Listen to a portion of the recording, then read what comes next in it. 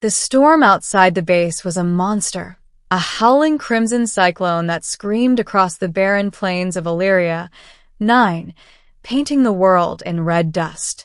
The human outpost clung to survival under the weight of that endless wind. Inside the metal husk, Lieutenant Aaron Vale sat hunched over the scanner console, his hands trembling slightly from fatigue. It had been 6 months since Earth Command abandoned Illyria 9. The colony was officially non-viable, a bureaucratic term meaning everyone here was forgotten. Most of the colonists had fled before the transport routes collapsed.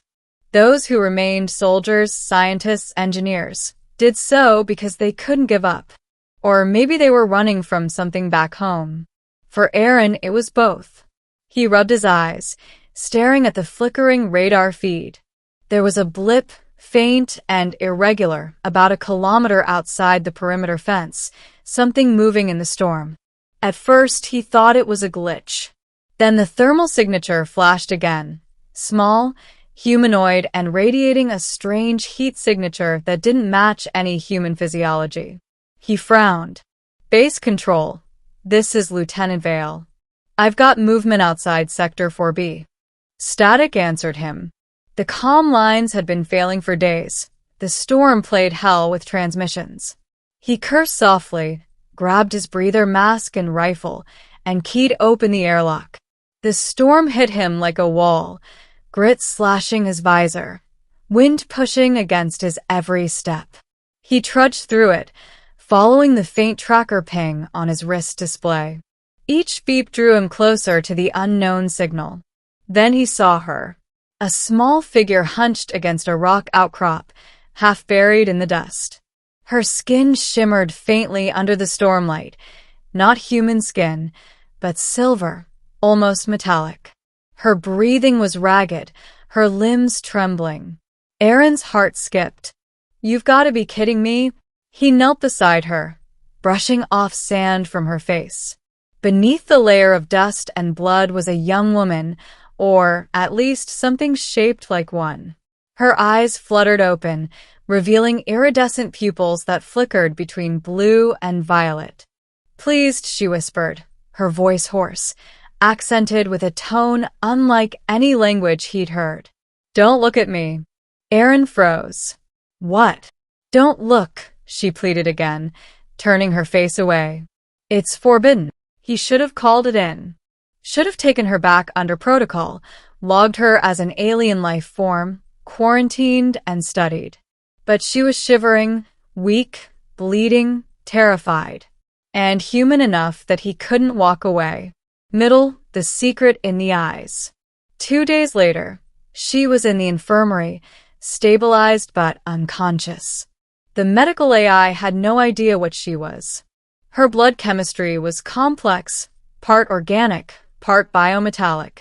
Her wounds healed faster than human rates, but her heart rate fluctuated like a machine trying to reboot itself.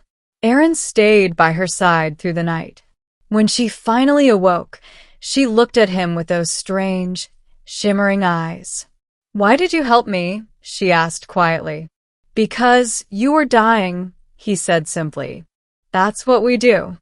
Her expression softened with confusion, as if the concept was foreign. Humans help strangers? Sometimes, he replied, smiling faintly, when we're not shooting them. Her lips quirked, almost a smile, but it vanished quickly. You shouldn't have looked at me, she murmured again, turning away. What does that mean? Aaron asked. Why can't I look at you?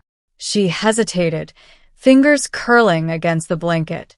My people, we share our memories through sight. When someone meets our eyes, truly sees us, we become connected. You can feel what we feel, know what we hide. Aaron's brows drew together. You mean telepathy? Not quite. More like empathy made visible. Dangerous, if not controlled. She swallowed. You weren't supposed to see me before I was prepared. But I did, he said softly. And now? Her gaze flickered to him again. Now you'll feel what I feel, even when you don't want to. Days passed. The storm raged outside, cutting them off completely. Only the hum of generators and the whisper of recycled air filled the silence. Her name, she told him, was Saren. She was part of an alien delegation that crash-landed nearby weeks ago. The others, her kin, hadn't survived. Their ship had been destroyed by orbiting debris. She was the last. Erin listened quietly as she spoke, voice trembling with guilt. "We came to warn your people," she said. "The Illyrian sun is dying faster than your scientists predicted. The flare will consume this planet soon." He exhaled slowly. "That's in 5 years." She shook her head. 5 months. That night, Erin couldn't sleep. Her words haunted him. If she was right, the planet would soon become uninhabitable, and they had no way to send a message off-world. No communications array strong enough to pierce the storms. He went back to the infirmary to check on her. She was sitting upright, staring through the reinforced window at the swirling red dust. A single tear, silvery, metallic, slid down her cheek. He hesitated by the doorway. "Saren." She didn't turn. "Please," she whispered, voice trembling. "Don't look at me right now." But he couldn't help it.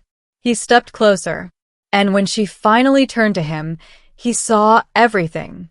Not through words, but through that silent connection she'd warned him about. He saw her people, tall, luminous beings walking under twin suns, singing to crystals that floated like stars. He felt their pain as the suns began to die, their desperate journey through the void, their crash upon this forsaken world. He saw her grief, raw and endless. And then he felt her shame, because she believed it was her fault, that she had failed to protect her people. When the vision faded, Erin was trembling. She turned away, sobbing softly. "Now you know," she said. "Now you see me." He wanted to comfort her, but words felt too small. Instead, he sat beside her in silence, watching as the storm outside howled on. Middle Part 2, The Blood Oath. A week later, the generators failed. Power dropped to half capacity. Supplies were running low. The storm had buried half the outpost. Saren insisted on helping. She moved with grace, despite her frailty, repairing conduits and mapping energy leaks with strange, glowing fingertips. But her body was weakening. Her skin had lost its shimmer. Her breathing was labored. Erin discovered why. Her biometallic bloodstream was breaking down, poisoning her from within. The medical AI couldn't synthesize a compatible transfusion agent. Her body needed something organic to stabilize its lattice structure. "Human blood." "I'll do it," Erin said immediately. The medic drone objected. "Lieutenant Vale, her biology is incompatible. The process could contaminate." "I said I'll do it." Saren shook her head weakly. "No. It's forbidden. The link between species could destroy you." He smiled faintly. "You said the same thing about looking at you." She tried to protest again, but he was already preparing the line. As the machine began the transfusion, their hands brushed and the connection flared. Erin gasped as his vision blurred. He could feel her pulse merging with his own, her pain blending with his heartbeat. He saw flashes, stars collapsing, oceans boiling, her people turning to light and ash. And beneath it all, her loneliness. When it ended, she was breathing normally again, color returning to her skin. He, however, collapsed to his knees. Climax, the flares. 3 weeks later, the first solar flare struck. It was like the sky had caught fire. The outer domes melted under the heat wave, alarms screaming as radiation surged. The storm turned from red to white, the air boiling. Erin dragged Saren toward the emergency shelter. The outpost's reactor overloaded. The roof collapsed behind them. He pushed her through the blast door just as it sealed shut. The lights flickered. The ground shook. Saren slumped against the wall, coughing. "The flare has begun," she whispered. "We have hours, maybe less." Aaron looked around desperately. "There's got to be another way out. We can still." She grabbed his hand, stopping him. Her eyes glowed softly. Aaron. "Even if we escape, the planet won't survive." "Then we'll die trying," he said fiercely. She smiled sadly. You don't understand. "I can still save you." Her hand rose to his chest, glowing with pale light. "The connection between us, it's strong now. I can transfer you my energy. You'll survive the radiation, but I'll fade." He froze. No. "You can't." She pressed a finger to his lips. "You gave your blood to save me. Let me give back what I can." Ending the last light. The shelter door burst inward as molten debris struck. The world outside was pure fire, white plasma sweeping across the horizon. Aaron held her close as she began to glow, her entire body turning translucent, radiant. "Please," she whispered, tears of light falling from her eyes. "Don't look at me. Not like this." But he couldn't look away. Her face shimmered, beautiful, otherworldly, breaking apart into motes of silver dust. Her hand cupped his cheek one last time. "You humans, you never stop fighting, even when everything burns." He whispered, voice cracking, "Because we see what's worth saving." She smiled faintly, then dissolved into light. The flare consumed the world. Epilogue: The Aftermath. Months later, a rescue ship from Earth found the ruins of the Illyria outpost. Only one survivor was found, Lieutenant Aaron Vale, unconscious but alive, protected by a faint silvery field of unknown energy. When he awoke aboard the ship, he looked out the viewport at the charred planet below. In the reflection of the glass, for just a moment, he saw her, Saren, smiling faintly beside him. And then she was gone. Aaron placed his hand against the cold window, whispering, "She begged me not to look, but I'll never stop seeing her."